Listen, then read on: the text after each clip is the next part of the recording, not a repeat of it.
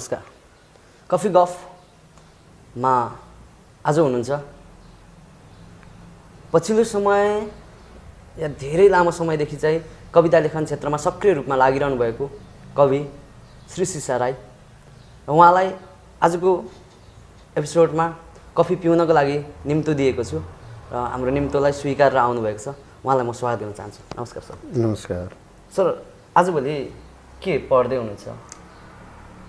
म यस्तो छ, ठ्याक्कै पढ्ने भनेर ठ्याक्कै पुस्तकै पढ्ने भनेर यदि सोध्नु भएको हो भने चाहिँ अहिले ठ्याक्कै म पुस्तक पढ्नै सकिराखेको छैन, भ्याइराखेको छैन। अब भ्याइराखेको छैन भन्दाखेरि अलिकति त्यो कस्मेटिक जस्तो होला होइन, ठ्याक्कै चाहिँ नभ्याएकै हो होइन। यो साङ्गठनिक काम, कलेजको काम चाहिँ नि अरू व्यवहारिक कामहरू लगायतले गर्दाखेरि ठ्याक्कै चाहिँ मैले पढ्न भ्याइरहेको छैन। तर फेरि के हो त भन्दाखेरि नयाँ कुराहरू जे छन् त्यो सबै कुरामा चाहिँ अपडेट हुने काम चाहिँ भइरहेछ। अहिले के गर्दै हुनुहुन्छ? केतिर चाहिँ बिजी भयो? यस्तो छ, मेरो चाहिँ कलेजको कामहरू पनि छँदै नै छन् होइन, तपाईँलाई थाहा छँदैछ। अनि साङ्गठनिक कामहरूमा अलिकति बिजी छु। म आफै पत्रकार भएको हुनाले पत्रकारसँग सम्बन्धित सङ्घ सङ्गठनहरूमा अलिक जोडिएको हुनाले पनि र साहित्यिक विभिन्न गतिविधिहरू पनि छन्, त्यो साहित्यिक गतिविधिहरूमा पनि जोडिएको हुनाले यसरी नै बितिरहेछ। बजारमा तपाईँको कविता सङ्ग्रह त आइसकेको छ 66 सालमा। 66 सालमा अब कविता सङ्ग्रह नै आउनेवाला कि तपाईँको कुनै नयाँ त्यस्तो कविता भन्दा पर रहेर कथा उपन्यास? मेरो कविता सङ्ग्रह नै आउनेवाला हो होइन। अब 66 सालमा मैले एउटा सङ्ग्रह निकालेँ, त्यसपछि यता आउँदाखेरि लगभग 1 दशक पनि पार भइसक्यो।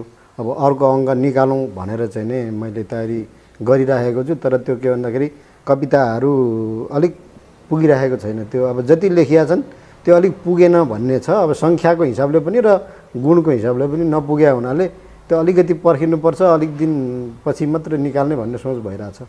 सायद अर्को वर्षतिर हुन्छ होला। कफी पिउँ सर। हस्, सेलामा छ भने फेरि थ्याङ्क यू सर। हामी कुराकानी त गरि नै रहन्छौँ। हुन्छ। त्यसो हुँदाखेरि सरको एउटा रचना चाहिँ सुनाउँ जस्तो लाग्यो मलाई। लु धन्यवाद। म यहाँ आज तपाईँले निम्तो दिनुभएपछि यो कविता सुनाउँदाखेरि चाहिँ ठिक हुन्छ होला भन्ने लागेर एउटा कविता मैले यहाँ लिएर आएको छु। मैले यो चाहिँ 71 सालमा लेखेको रहेछु है। आजभन्दा लगभग 7-8 वर्ष अगाडि। र यो कविता म सुनाउँछु। यो कविताको शीर्षक चाहिँ 4 नम्बर गेटमा रणध्वज लोहार।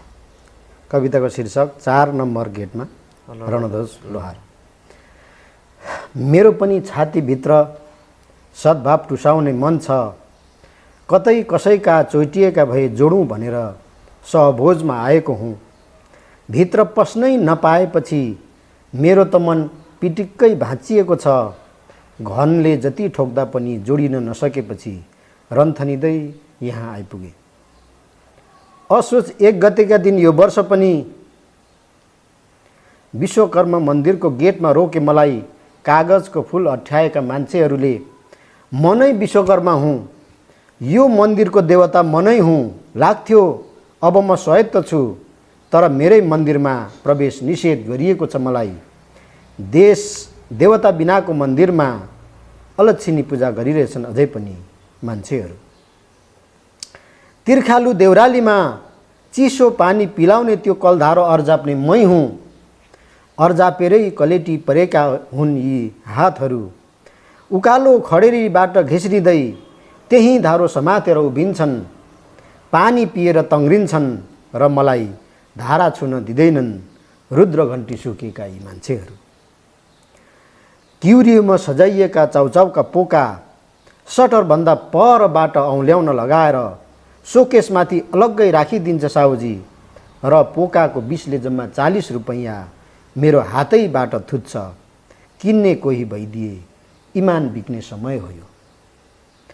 भाल र खुकुरी उजाएर 7, 46, 63 क्रान्ति लडे मान्छेहरू। कैफियतमा समावेशी लहर चलिरहेछ अहिले। कागजमा लेखिएको दलित र तानाबानाहरूको अन्तिम लाइनमा छु म। ठिक मैले बोल्ने बेला सहर शान्त हुन्छ।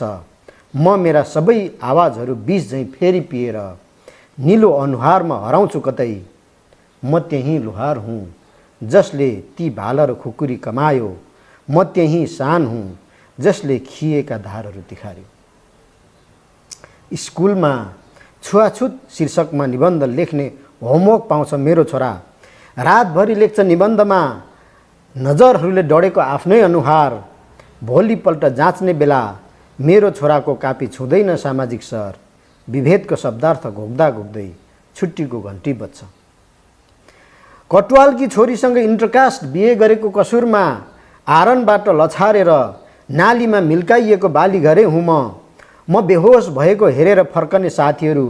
सरकारले 2 लाख घोषणा गरेपछि फेसबुकमा फ्रेन्ड रिक्वेस्ट पठाउन थालेका छन्। बिहेको 15 वर्षपछि पहिलो पटक यसपालिको दशैंमा ससुराली टेकेको हुँ।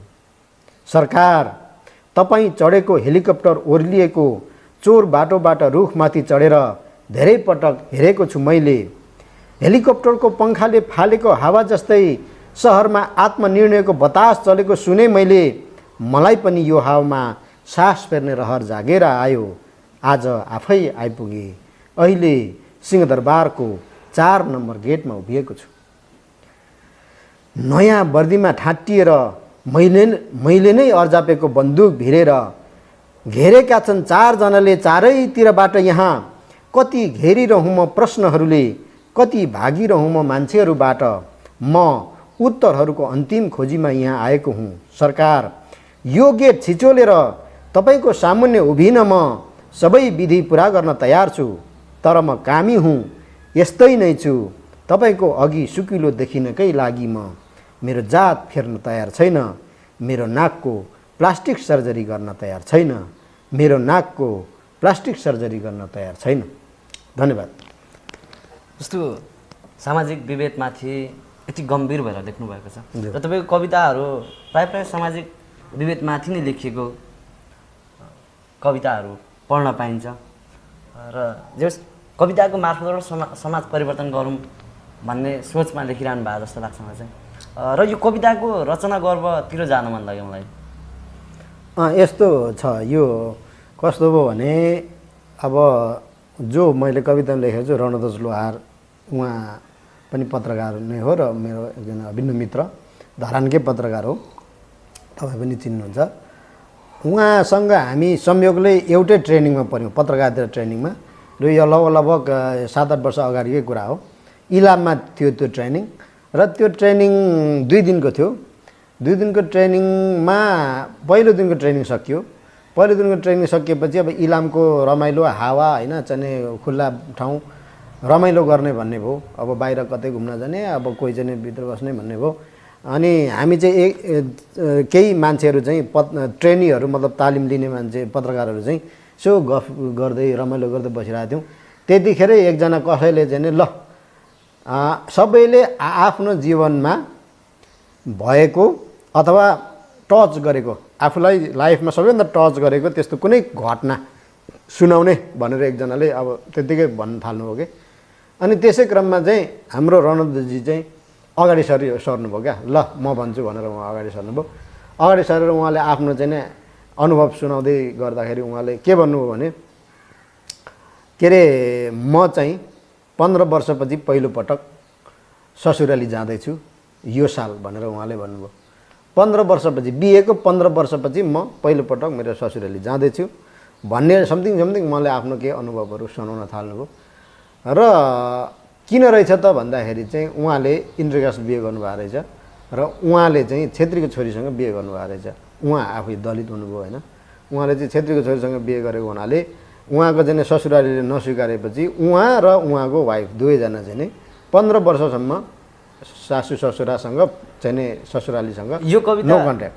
यो कविता रणध्वज सरलाई पनि सुनाउनु भएको छ? एकदम सबैभन्दा पहिलोचोटि उहाँलाई सुनाएर उहाँबाट चाहिँ नि अनुमोदन गरेर होइन, उहाँलाई स्वीकृति पाएर होइन, बाहिर यो छाप कि नछाप भनेर उहाँलाई चाहिँ नि भनेर यो अहिले गरिरहेको छु। अनि त्यो कुराले टच गर्यो नि त मलाई होइन। यो कस्तो भयो होला त, यो त अचम्म लाग्दो कुरा भयो भनेर चाहिँ नि त्यो गुने मैले होइन, त्यो रह्यो नि त अब दिमागमा होइन। अनि त्यसपछि यसमा त कविता लेख्नै पर्छ भन्ने भएर मैले लेख्दै गएँ। लेख्दै गएपछि चाहिँ सबैभन्दा पहिलोचोटि उहाँलाई सुनाएँ। यी अगाडि यो चाहिँ नि औजार दैनिकको कार्यालय अगाडि नै उहाँलाई सुनाएर उहाँलाई पनि राम्रो लाग्यो, मिठो लाग्यो, राम्रो लेख्नु भएको रहेछ दाइ भनेर भन्नुभयो, सुनाएर नि अगाडि आएको। जस्तो तपाईँलाई एउटा कविता लेख्न चाहिँ कति समय लाग्छ? होइन, त्यो कविता लेख्ने कुरामा चाहिँ त्यो ठ्याक्कै यति उति भन्ने नै हुँदैन त्यो, किनभने जस्तै लगभग 1 वर्ष भयो मैले अहिलेसम्म एउटा पनि कविता लेख्न सकेको छैन। त्यो कविता लेख्ने भने चाहिँ कतिखेर कविता लेखिन्छ होइन, कतिखेर कविता तयार हुन्छ भन्ने कुरो त्यो केही टुङ्गो हुँदैन। मैले यो धेरै ठाउँमा धेरै अवसरहरूमा यो अनुभव मैले सेयर गरेको छु। हुन त अरू कसैको अर्कै अनुभव होला। अब कतिपय लेखकहरूले रक्सी खाएको बेला लेख्नुहुन्छ अरे भन्ने सुनेको छु, कतिपय लेखकहरूले के अरे निन्द्रा झपझप लागिराखेको बेलामा फुर्छ अरे भन्नुहुन्छ होइन, कतिपय लेखकहरूले चाहिँ नि के अरे अब माथि चाहिँ नि टुपी माथि बाँधेर अनि ठिङ्ग उभिएपछि मात्रै कविता फुर्छ अरे भन्ने सुन्छु होइन। तर मेरोमा चाहिँ के हो त भन्दाखेरि त्यो ठ्याक्कै कतिखेर हो भन्ने त्यो मलाई पनि थाहा हुँदैन। जस्तै म बाइक कुदाइराखेको हुन्छु, बाइक कुदाउँदाखेरि एकदम शान्त खालको सडक छ होइन, अनि लामो सडक छ, त्यहाँ सर आफ्नै तरिकाले गइरहेको हुन्छ भने चाहिँ त्यतिर के सोधिन्छ नि त, दिमाग कहाँ कहाँ पुगिरहेको हुन्छ। ठ्याक्कै त्यतिखेर एउटा कुनै पनि चिजले क्लिक गर्छ, एउटा कुनै विषयले क्लिक गर्छ भने ठ्याक्कै त्यतिखेर।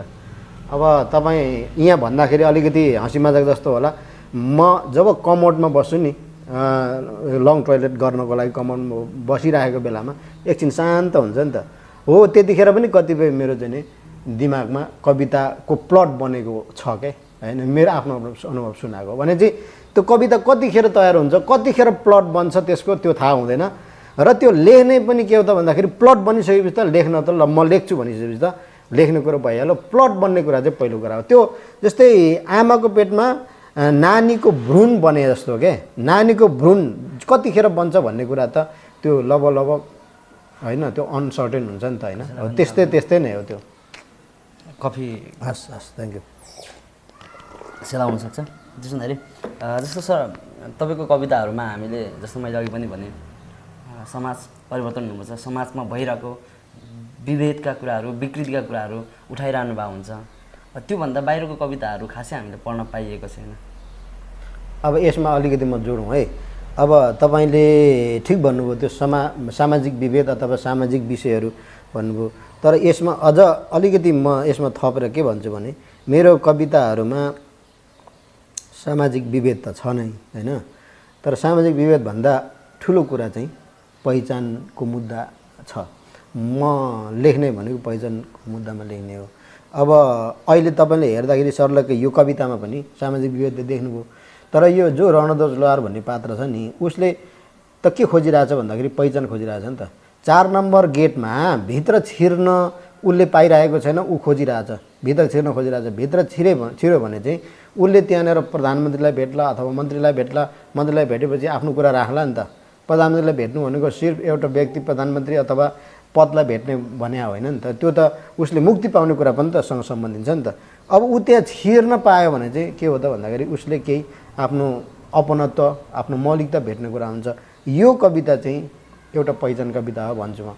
र अब तपाईँले अलिक मजाले अध्ययन गरिदिनु भयो भने चाहिँ यो कवितामा सामाजिक विभेद मात्रै छैन, यसमा यो सिङ्गो कविता नै पहिचानको मुद्दामा लेखेको छ। र अहिले पछि म खास गरी पहिचानको मुद्दामा केन्द्रित रहेर कविताहरू लेखिरहेको छु, किनभने हाम्रो अलिकति अरूभन्दा पनि मुख्य विषय भनेको चाहिँ केन्द्रित हुनुपर्ने विषय, अब सबैतिरबाट फोकस गर्नुपर्ने विषय चाहिँ पहिचानको विषय रहेछ भन्ने निर्णयमा निष्कर्षमा म पुगेको हुनाले प्राय कुनै पनि कविताहरूमा म त्यो पहिचानको विषयलाई चाहिँ छुवाइराखेकै हुन्छु होइन। र सबै कुराहरूको हाम्रो एउटा केन्द्रबिन्दु चाहिँ पहिचान रहेछ र त्यो हामीले प्राप्त गऱ्यौँ भने चाहिँ सबैतिरबाट हामी अलिकति सशक्त हुने रहेछौँ र हामी अगाडि बढ्ने रहेछौँ भन्ने निष्कर्षको आधारमा यो लेखन अगाडि बढाइएको छ। जस्तो र यो पनि त्यही आधारमा यहाँ मैले पहिचानको कुरा गर्दै गर्दाखेरि पहिचानमा जोड्दैछु होइन। जस्तो हामी पहिचान भनेर चाहिँ लेखिरहन्छौँ र पहिचानलाई पनि हामी मजाक गरेर लेखेको त छौँ नि। अब कति पुस्तामा देखिएको कुराहरू यो चाहिँ हो, यस्तो छ, सिरियसनेसको अलिकति अभाव छ होइन, अब अध्ययनको पनि अभाव छ। अब सबै कविताहरू सबैले जसले लेख्नुभयो नि त्यो सबै कविताहरूमा पहिचानको विषय उठाइएको त हुनसक्छ, तर त्यो जति उठाउनु पर्ने सशक्त ढङ्गले नउठाइएको पनि देखिया छ। अब तर यसमा चाहिँ मलाई के लाग्छ भने जस्तै पहिचानको मुद्दामा लेख्नुपर्छ भन्ने जुन मानसिकता तयार भयो नि त्यो मानसिकता नै सबैभन्दा महत्त्वपूर्ण कुरा हो। अब त्यसमा कसरी लेख्ने, कुन विषयलाई अलिकति अगाडि लाने भन्ने कुरा चाहिँ फेरि हामी जो अभियन्ता हौँ नि हामीले नै अलिकति त्यहाँ सहयोग गर्नुपर्छ, उहाँहरूलाई चाहिँ नि अलिकति ट्रिट गर्नुपर्छ कि भन्ने मैले जिम्मेवारी महसुस गरेको छु। र यो विषयमा त मैले एउटा आर्टिकल नै लेखेको छु सुरुमा, त्यो एउटा विषय प्रवेशको रूपमा। पहिचान साहित्य लेखनको विषयवस्तु के हुनसक्छ, यसको शैली के हुनसक्छ, के विषयहरूमा हुन सक्छन्, यो मूलधार हुन सक्छ कि सक्दैन भन्ने विषयमा मैले आर्टिकल नै लेखेको छु होइन। यो विषयमा धेरै बहस गर्न सकिन्छ पहिचानको लेखनको विषयमा। जस्तो अनि हामीले पहिचानको कुराहरू गर्दै गर्दाखेरि अग्रजहरूले जस्तो पहिचानको चाहिँ अभियन्ताहरूले पछिल्लो पुस्ताकोहरूलाई लेख्नुपर्छ है भनेर जस्तो प्रेरणा नगरेको कि त्यो डोर्याएर नै हिँडाएको हो कि होइन, त्यो अलिक किन चाहिँ पछिल्लो पुस्ताहरू चाहिँ पहिचानभन्दा बाहिर गएर पुगिरहेको छैन। जो हामी अभियन्ताहरू हौँ, अभियन्ताहरूले पनि अलिकति डोर्याउनलाई, उहाँहरूलाई ट्रिट गर्नको लागि अलिक पुगिरहेको छैन एउटा कुरा। अर्को कुरा चाहिँ के हो त भन्दाखेरि जो लेखक छन् नि, लेखक कविहरू हुनुहुन्छ, उहाँहरू सबैले पहिचानको मुद्दा त त्यतिखेर लेख्ने जब त्यो विषयले उहाँहरूलाई टच गर्छ नि त। अब त्यो विषयले उहाँहरूलाई टच नै गरेको छैन भने उहाँहरूले लेख्ने कुरा भएन। अब कसरी टच गर्ने भन्ने कुरा चाहिँ त्यो उहाँको के अरे त्यो सामुदायिक संरचनाले पनि फरक पार्छ, त्यो देशको राष्ट्रिय राजनीतिले उहाँहरूलाई कतिसम्म चाहिँ नि छोएको छ त्यसले पनि असर गर्छ। अब कुनै सर्जकले लेख्ने भने त केले उसलाई छोएको छ त्यसले त्योले हो क्या। अब उसलाई चाहिँ नि डाँडा पाखातिर घुम्दाखेरि फुलहरूले चाहिँ नि उहाँको मनलाई चाहिँ अलिकति तरङ्गित बनाइदिन्छ भने त्यसले टच गर्ने भयो। तर त्योभन्दा अलिकति वैचारिक कुराहरूमा यता आउने भने चाहिँ अलिकति यी मुद्दाहरू पहिचान लगायतका मुद्दाहरूलाई छुने कुरा भयो। अब त्यसले उहाँलाई छोयो भने चाहिँ त्यो विषयमा लेख्ने कुरा भयो। अब हामीले त्यही भएर अभियानकै रूपमा यसलाई चाहिँ पहिचानको मुद्दा भनेको यो हो होइन। पहिचान मुद्दा भनेको सिर्फ राजनीतिक मात्रै होइन, यो चाहिँ एउटा लेखनको विषय पनि हो, सिर्जनाको विषय पनि हो। यसलाई हामीले लेखेर जनतालाई चाहिँ के अरे आफ्नो अधिकार र आफ्नो अपनत्वको बारेमा स्पष्ट र चाहिँ नि सुसूचित गऱ्यौँ भने भोलि एउटा समानतामूलक समाजको निर्माण हुनसक्छ भन्ने कुरा पनि अलिकति हामीले बुझाउन सकेका छैनौँ होइन। अब जो चासो राख्नु भएको छ उहाँहरूलाई हामीले डोर्याएर लिएर जाने कुरा त हाम्रो जिम्मेवारीभित्र नै पर्छ। त्यसो भने कफी खाउँ र कफी खाँदै म अर्को हाम्रो कार्यक्रमको अर्को सेगमेन्टमा लान्छु र त्यो सेगमेन्टको नाम चाहिँ किन झुट बोल्नु भन्ने हो। अब सेगमेन्टको क्वेसनहरू यता ल्याइमाग्छु र त्यहाँनिर तपाईँलाई 5वटा प्रश्न छ र ती 5वटा प्रश्न तपाईँले टिपेर दिनुपर्ने हुन्छ। त्यो प्रश्न कस्तो छ त्यो मलाई पनि थाहा छैन, सायद यो हुनसक्छ तपाईँले चाहिँ टिपेर मलाई दिनुपर्छ। मैले अहिले नै टिपिहाल्नु पऱ्यो? हजुर हस्, लु त के परेछ त। यो पहिलो प्रश्न छ। पहिलो प्रश्नमा परेर छ तपाईँलाई तपाईँ पत्रकारिता पनि गर्नुहुन्छ, त्यो हुँदाखेरि पत्रकारहरूसँग राम्रो सम्बन्ध छ, जसमा पत्रकार तथा साहित्यकार जनक ऋषि राई र प्रकाश दिप्साली मध्ये कुनै एकजनालाई रोज्नुपर्दा, उहाँहरूमध्ये एकजनालाई रोज्नुपर्दा को रोज्नुहुन्छ? अब उहाँहरू दुवैजना नजिक हुनुहुन्छ। अब चाहिँ अस्ति भर्खरै उहाँलाई जिताइयो जनक ऋषि राईलाई। प्रकाश दिप्साली त अब मैले प्रकाशन गर्दै गरेको बागियानको सहसम्पादक नै हुनुहुन्छ। अब उहाँहरू दुवैजना मसँग नजिक हुनुहुन्छ। अब त्यसलाई त मैले यसरी नै भन्नुपर्छ होला, एकजना मात्रै छान्नुपर्छ। एकजना मात्रै छान्दाखेरि त फेरि उहाँले भएर एकजना त कुटिहाल्नुहुन्छ नि। भनेपछि यो कसैलाई जान्नु भएन, दुईजना जनक ऋषि राई होइन, प्रकाश दिप्साली होइन। हजुर, उहाँ दुईजना साहित्यकार पनि हुनुहुन्छ र पत्रकार पनि हुनुहुन्छ। अब होइन नै, अब त्यो त्यति साह्रो अप्ठ्यारोमा चाहिँ नभन्नुहोस् होइन। उहाँहरू दुवैजना एकदम मेरो नजिकमा हुनुहुन्छ, सँगसँगै हिँड्छु म उहाँहरूसँग। यसमा केही पनि भन्न चाहनु भएन? यसमा मलाई अब यो प्रश्नमा चाहिँ फेल गराइदिनु भयो भने हुन्छ। हुन्छ, हाम्रो अर्को प्रश्न छ। अर्को प्रश्न के छ हेरौँ। ल लिनुहोस्। र अर्को प्रश्न भएको छ, विवाहभन्दा अगाडि कतिजना महिलालाई प्रेम प्रस्ताव राख्नुभयो? अब यो कुरा चाहिँ अलिक मलाई त्यति याद छैन, किनभने त्यो धेरै त्यस्तो कुराहरू ख्याल पनि गरिँदैन होइन। तर मलाई के चाहिँ याद छ भने के अरे महिलाहरूबाट आएको प्रस्ताव चाहिँ याद छ होइन तर मैले नै राखेको चाहिँ मलाई याद छैन है ठ्याक्कै राख्नु चाहिँ भएको थियो राखेको त थिएँ कि जस्तो पनि लाग्छ होइन तर अब मलाई त्यो ठ्याक्कै त्यो पनि गर्नु याद भएन त्यो चाहिँ त्यसलाई त्यसरी नै भनौँ अर्को प्रश्न छ हामी सर्ट एन्ड स्विट तरिकाले गइरहेछ ल र अर्को प्रश्न के छ भनेपछि त्यो ठ्याक्कै हुनुपर्छ जस्तो जिन्दगीमा घर मान्छेले एकचोटि न एकचोटि प्रेमिका बनाएको हुनसक्छ होइन जस्तो भन्छन् त त्यो उमेर गइसके पछाडि एट्र्याक्सन हुँदै जान्छ प्रेम गरिँदै जान्छ जसमध्ये त्यही आधारमा छ यो चाहिँ जिन्दगीमा प्रेम गरेको एउटा मान्छे जसलाई भुल्नै सक्नुहुन्न उहाँको नाम के थियो के छ कि के थियो के थियो प्रेम गरेको मान्छे जसलाई भुल्नै सक्नुहुँदैन तपाईँ र भुल्न पनि चाहनुहुन्न नामै भन्नुपर्ने नामै भन्नु पर्ने अब त्यो त मैले सिधै भन्नुपर्छ मनिषा म्याम म्याम मेरो वाइफ हजुर मिल्यो होइन एन्सर यो किन झुट बोल्नु किन झुट बोल्नु कोही आँखी अगाडि झुट बोलिरहनु होइन मैले झुट बोलेको छैन त्यो एकदम सही कुरा हो हुन्छ अर्को मनिषा राई प्रश्न हजुर मनिषा म्यामको नाम लिनु भएर बस्नु पर्ने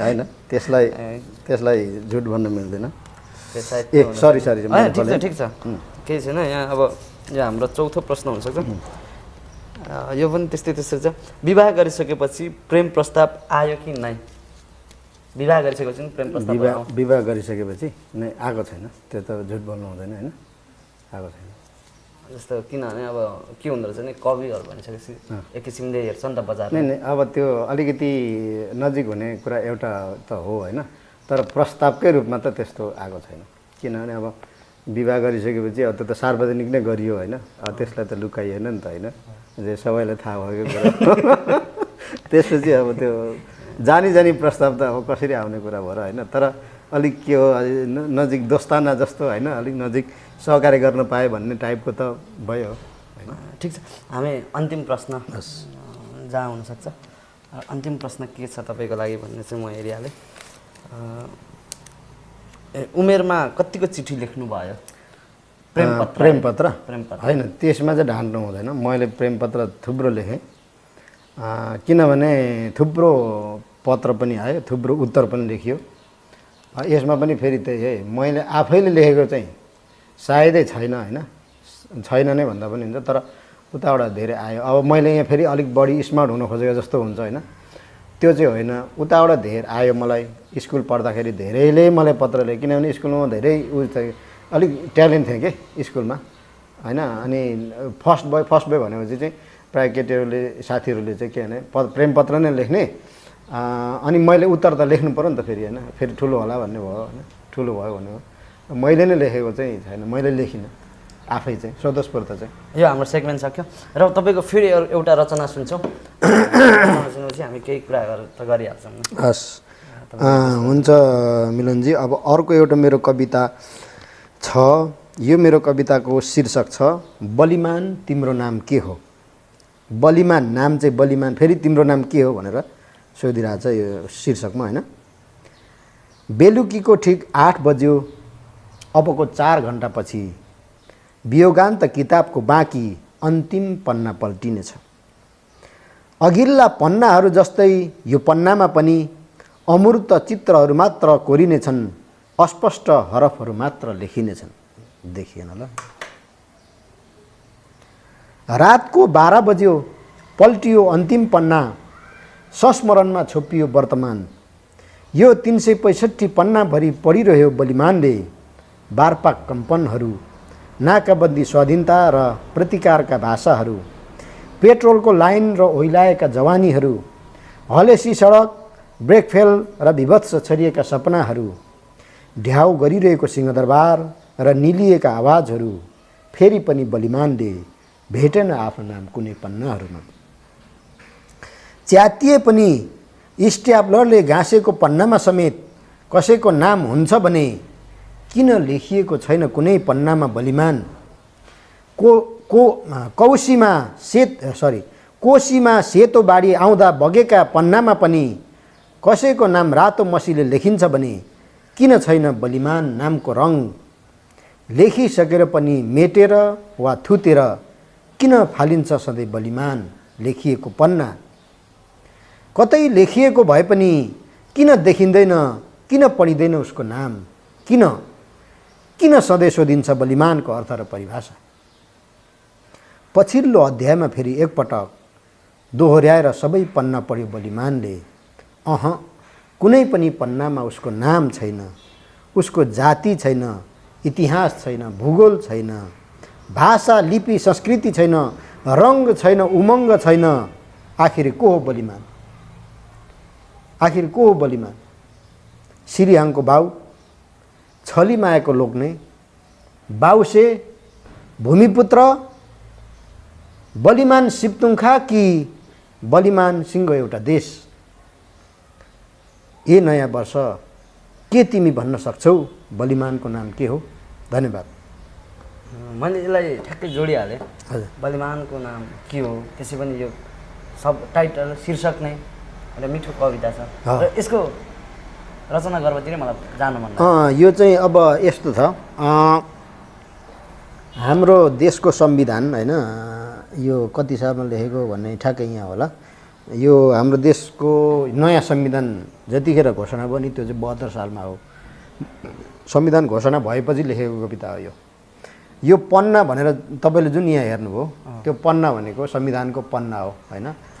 संविधान घोषणा भयो, नयाँ चाहिँ नि लोकतन्त्रको नयाँ संविधान घोषणा भयो, तर त्यो संविधानमा पनि फेरि बलिमानको नाम चाहिँ लेखिएको छैन, अथवा बलिमान जस्ता पात्रहरूको, समुदायको अथवा पक्षहरूको आवाज अथवा अधिकार त्यहाँ स्पष्ट लेखिएको छैन।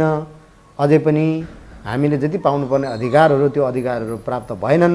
अझै पनि त्यसलाई संशोधन गर्नुपर्ने, त्यसको लागि अझै लड्नुपर्ने जस्तो देखिएको भयो होइन। त्यही भएर जब चाहिँ नि त्यतिखेरका राष्ट्रपति डाक्टर रामवरण यादवले चाहिँ नि संसदमा यसरी देखाउनु भयो, यसरी देखाउँदाखेरि नै अब यो चाहिँ नि देखाउनु भयो उहाँले, तर यसमा चाहिँ चाहिने केही पनि छैन है भन्ने मलाई त्यतिखेरै परेको थियो र यसमा एउटा कविता चाहिँ लेख्नै पर्छ भन्ने चाहिँ मलाई त्यतिखेरै भइसकेको थियो र पछाडि त्यो यसरी लेखियो, यो रूपमा लेखियो। जस्तो म पछाडि फर्कन चाहन्छु, जस्तो अहिलेको श्री सिसा राई हुनुभन्दा अगाडिको श्री सिसा राई कस्तो थियो? होइन, मेरो नेचर चाहिँ लगभग पहिलासँग अहिले मिल्छ, मलाई आफूले सम्झिँदा त्यस्तो लाग्छ। जतिखेर म 6-7 क्लासतिर पढ्थेँ म यसरी नै अलिकति गम्भीर खालको, अलिकति भावुक खालको, धेर नबोल्ने, अनि धेरै भिडभाडमा पनि धेर नजाने, अनि आफ्नै तरिकाले हिँड्ने, घुम्ने, डुल्ने होइन, आवश्यकता पर्दा मात्रै जाने, आवश्यकता पर्दा मात्रै बोल्ने खालको मान्छे। अहिले पनि लगभग त्यही नै छ जस्तो लाग्छ। अहिले के मात्रै हो भन्दाखेरि पहिला अलिकति क्षेत्र सानो थियो, अहिले क्षेत्र धेरै भएको छ, धेरै साथीहरूसँग चिनजान भएको छ, जिम्मेवारी पनि धेरै छ। त्यो भएको हुनाले पहिलाको क्षेत्रभन्दा अहिले धेरैजना भौगोलिक हिसाबले पनि र विभिन्न हिसाबले पनि धेरैजनासँग धेरै ठाउँमा पुग्नुपर्ने हुन्छ, भेटघाट गर्नुपर्ने हुन्छ, जिम्मेवारी धेरै बढाएको छ। र म आफैले चाहिँ के महसुस गर्छु भने मैले जति गर्नुपर्ने हो प्रगति होइन, त्यो प्रगति चाहिँ मैले गर्न सकेको छैन र अझै पनि धेरै गर्न बाँकी छ भन्ने चाहिँ मलाई अझै पनि लाग्छ। र पछिल्लो समय नयाँ पुस्तामा कविहरू आइरहनु भएको छ, नयाँ पुस्ताले लेखिरहनु भएको छ कविताहरू, र उहाँहरूलाई भन्नुपर्ने कुरा त्यस्तो होइन। उहाँहरूले जुन जुन लेखिराख्नु भएको छ, सृजनात्मकता सबैकोमा देखिन्छ होइन, कलात्मकता पनि सबैकोमा देखिन्छ। तर के हो त भन्दाखेरि म उहाँहरूलाई भन्ने भनेको चाहिँ त्यो सृजनात्मकता र कलात्मकता मात्रै चाहिँ पस्काएर चाहिँ अबको जिम्मेवारी पुरा हुँदैन लेखक कलाकारहरूको अथवा सर्जकहरूको। हामीले लेख्नुपर्ने चाहिँ समाज रूपान्तरणको लागि हो, समाजको परिवर्तनको लागि हो। हामीले लेख्ने अन्ततः देशको परिवर्तनको लागि। देशको परिवर्तन कतिखेर हुन्छ भन्दाखेरि जब समाजको परिवर्तन हुन्छ, जब समाजमा समानतामूलक अवस्थाको सिर्जना हुन्छ, त्यो हाम्रो अन्तिम लक्ष्य हुनुपर्छ। त्यो अन्तिम लक्ष्य यदि पुरा गर्नको लागि नलेख्ने हो भने त्यो उसको जिम्मेवारी पुरा हुँदैन। त्यसको लागि उसले लेख्नुपर्छ त के त भन्दाखेरि अलिकति गहन विषयहरू लेख्नुपर्छ क्या, वैचारिक कुराहरू पनि लेख्नुपर्छ। जस्तै अब एउटा भमरा उडिराखेको छ, त्यो फुलमा बस्यो होइन, अनि त्यसलाई चाहिँ नि टिपेर उसको बखान त्यो भमरा र फुलको बखान गरेर अथवा चाहिँ नि अब आफ्नो प्रेमिका अब राम्रै लाग्छ प्रेमिका त जसलाई पनि पाठकहरूलाई पढ्न दिएर त्यो आफ्नो पनि समय बर्बाद आफ्नो पनि दिमाग बर्बाद अनि पाठकहरूको दिमाग बर्बाद नगरौँ। प्रेमको कविता लेख्दाखेरि पनि त्यो फुलको र त्यो पुतलीको कविता लेख्दाखेरि पनि वैचारिक कुराहरू त्यहाँ आफ्नो विचार आफ्नो दृष्टिकोण घुसाउन सकिन्छ नि त। पहिचानको मुद्दा त्यहाँ पनि घुसाउन सकिन्छ। अब मैले वैचारिक कुरा लेखौँ अलिक त्यसमा फोकस गरौँ भन्दाखेरि चाहिँ वैचारिक कुरा के हो त भन्दाखेरि पहिचानको मुद्दालाई मूल साहित्यको मूलधारमा स्थापित गर्ने गरी लेखौँ। यो पहिचानको मुद्दा भनेको चाहिँ अब आदिवासी जनजातिको अथवा किराँत राई समुदायको भन्ने मात्रै होइन, सबै समुदायको सरोकारको विषय हुनुपर्छ। सबैको पहिचान छ, कसैले बढी बुझेको छ, कसैले कम बुझेको छ, कसैले बढी महसुस गरेको छ, कसैले कम महसुस गरेको छ, त्यति मात्र फरक हो नि त। तर मुद्दा त सबैको हो, त्यसमा केन्द्रित भएर लेखौँ र हाम्रो भोलिको भविष्यको हाम्रो लेखनको विषयवस्तु मुख्य विषयवस्तु चाहिँ पहिचान नै हुनेवाला छ। र नयाँ पुस्ताका भाइ बहिनीहरूलाई मेरो एउटै मात्र के अनुरोध छ भने लेख्दाखेरि अलिकति गहन लेखौँ र वैचारिक लेखौँ र त्यसले चाहिँ समाज परिवर्तन गरोस्। त्यो नै हो हाम्रो चाहिँ नि के अरे जिम्मेवारी पुरा गरेको त्यसरी ठहर्छ। लेखन भनेको कुरा चाहिँ त्यो रहर मात्रै भएर हुँदैन क्या, त्यो जिम्मेवारी हो क्या, त्यो जिम्मेवारी पुरा गर्नु पर्यो भन्ने। लेखनले समाज रूपान्तरण गर्नको लागि चाहिँ अब पहिचानका कुराहरू पछिल्लो पुस्ताले उठाउनु पर्यो, प्रेमका कुरा गरेर मात्र भएन भन्ने कुरा भयो। त्यसो हुँदाखेरि हामीलाई हाम्रो केही जोस् आज यहाँ कफी खानको लागि जुगाड गरिदिनु हुने हसिना ग्रुप हुनुहुन्छ र हसिना ग्रुपले तपाईँको लागि भनेर केही उपहार यो चिनो भनेर चाहिँ आर्थिक यो तपाईँको लागि हसिनाले दिएको जो आज तपाईँ र म बसेर कफी खाइरहेछौँ, कफी पिएर गफिरहेछौँ। यो चाहिँ हार्पिक हाम्रो टाइसन रियल इस्टेट त्यसै गरी श्रेष्ठ प्रिन्टर्सले गर्दाखेरि आज हामी यहाँनिर बसिरहेछौँ। त्यसो हुँदाखेरि यो तपाईँलाई त्यो हार्पिक भएको हसिनाको यो फिनाइल पनि तपाईँको लागि छ र तपाईँलाई श्रेष्ठ प्रिन्टर्सको तर्फबाट मायाको चिनो भनेर घरमा यसो लगेर सजाएर राख्नुहोस् है भनेको हुनाले चाहिँ यो तपाईँलाई म देखाइदिइहालेँ। यो पनि छ। वाह वाह हाउ सरप्राइज। यो तपाईँको लागि। थ्याङ्क यू ल वाह थ्याङ्क यू। मैले चाहिँ हसिनालाई धेरै थ्याङ्क यू होइन। यो श्रेष्ठ प्रिन्टर्स यो चाहिँ श्रेष्ठ प्रिन्टर्सलाई धेरै थ्याङ्क यू भन्नु पऱ्यो है त। हुन्छ र कफी पिउन आइदिनु भयो त्यसको लागि धेरै धन्यवाद। र जाँदै गर्दाखेरि कफी पिउन बोलाए यो कुराहरू उठाइदिएको थियो भने भन्ने लागेको केही त्यस्तो होइन। ठिक छ मिलनजी होइन। अब तपाईँले अलिअलि त्यहाँ छुवाउन खोज्नुभयो, मैले त्यो पहिचानको कुरा ठ्याक्कै चाहिँ तपाईँले नसोधिदिनु पनि मैले त्यहाँ पूरक एन्सरको रूपमा गरिहालेँ र त्यसबाहेक अरू त खास केही छैन। अब तपाईँ पनि एकजना लेख्ने मान्छे मलाई थाहा छ होइन, अब राम्रै लेख्नुहुन्छ त्यो पनि थाहा छ। अब लेख्दै जाउँ, हामी सबै एउटै फिल्डमा छौँ र अब लेख्दै जाँदाखेरि चाहिँ नि अलिकति यसरी नै होइन अलिकति इस्यु बेस्डमा लेखौँ र अन्ततः हामीले समाज रूपान्तरण गर्नुपर्ने छ। त्यो समाज रूपान्तरणमा हामी सबैजना एउटा चाहिँ नि हिस्सेदार बनौँ भन्ने नै म तपाईँलाई पनि शुभकामना दिन चाहन्छु। र मलाई बोलाइदिनु भयो चाहिँ नि सबै दर्शक श्रोताहरूको छेउमा पुर्याउनु भयो, यसको लागि तपाईँलाई धेरै धन्यवाद दिन चाहन्छु।